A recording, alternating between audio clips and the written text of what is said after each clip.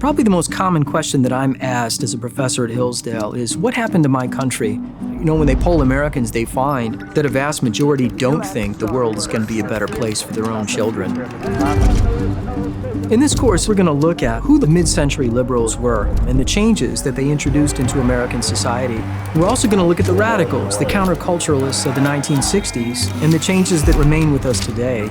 We're going to look at the group called the neoliberals and the formation of an oligarchy in the American regime in the 1980s and the 1990s.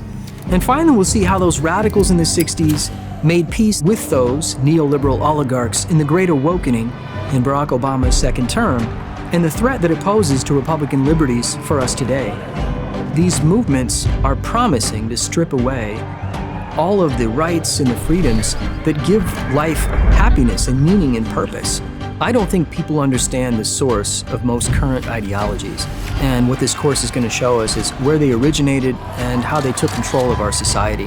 You'll see the changes that have taken place in America, the ideas that are responsible for those changes, and how we as Americans can challenge those ideas and reclaim our American heritage.